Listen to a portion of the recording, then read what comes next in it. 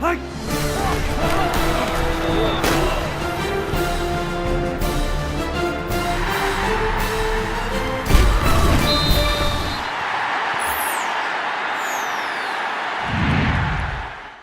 big of a rivalry is this within the Gundy family of bragging rights with your brother?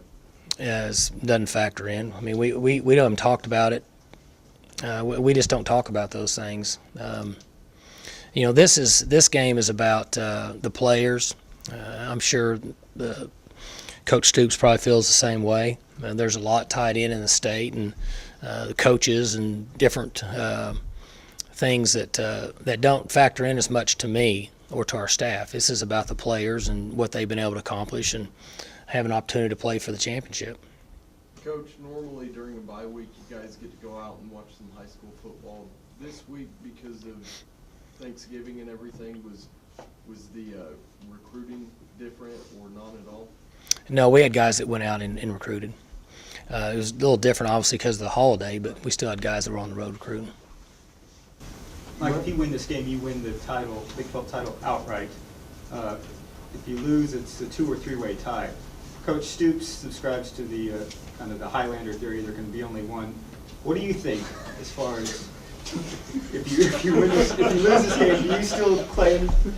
Honestly, you have to tell me what Highlander theory means. I mean, just so I'll know. I either want to agree or disagree. This guy goes and cuts people. You have to cut people's heads off. At the end, there's only one guy remaining. Okay. Okay. So can there only be? You've been watching Clint Eastwood movies late at night, so okay. If you only won this time, or if y'all lose 2- or 3-way tie, will you still claim, the Big 12 title?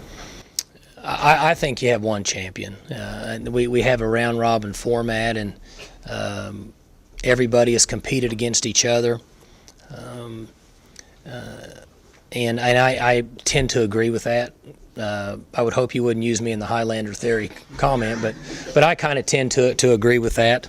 And everybody's going to have their opinion, but if you end up with one team with one loss, or 3 teams with 2 losses, and so when we start out each year, you guys have heard me say this, our goal is to win a conference championship and hope that we have an opportunity to play for a national championship.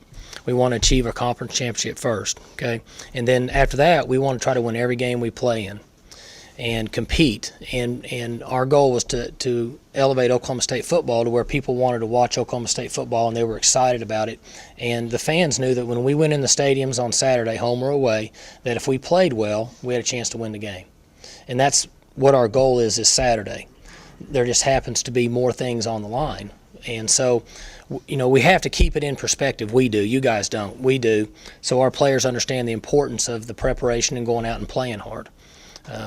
It is a very important game. Our players are excited about it. Our coaches are excited about it. But we still have to prepare and do the things to give them the best chance to win on Saturday night. How does OU look to you on film? They've lost a couple games that surprised some people, especially that Tech game. What have you seen from them on? Well, they're still athletic. They're good up front on defense and linebacker play. They tackled. I'm guessing that they probably didn't feel as good about that game as what they would have wanted to. Just like we didn't feel as good about the way we played at Iowa State as we'd have wanted to. But they have an experienced quarterback. They've got receivers making plays. Their running back's running good. The tight end's a good player. They're using the other quarterback, the big guy, which that package has continued to grow every week. They seems like that they like that more and more. They take Landry out when they get down in there on the goal line, and they obviously feel more comfortable with the big guy in there and in the short yardage. And each week that package has grown. You see a little bit of option, you see a little speed sweep, you see a little play pass. So you're talking about a good football team. And, I don't really know what else that a guy would say about them other than they still have an opportunity and are good enough to move the ball and score points, and they've stopped people. Is Joe Randall on a short lease this week? Joe Randall? No. Joe needs to go play. We've had that conversation, and we have a lot of confidence in Joe. He needs to get out there and go play the game, and he's put the ball on the ground more than what we would have wanted him to in the last few games. But he's still a young player. He's a sophomore, and we have confidence in him. We're going to put him in and expect him to make plays. Well, I told you a couple weeks ago what Thurman said about it's time for you to beat OU. Mhm. You didn't seem to really appreciate that. Do you really feel the pressure more in this game than ever, and are you unfairly judged if you lose it? Well, I don't feel any different pressure now than I ever have. I may see things differently than other people do. I may see things differently than the public and other coaches.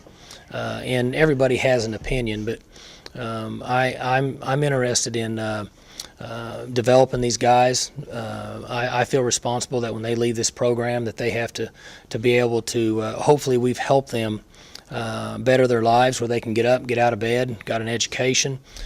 We've instilled some values and principles in them first. Then we want to play really good football. We want to win a Big 12 championship. So everybody's going to have an opinion of what's right and wrong.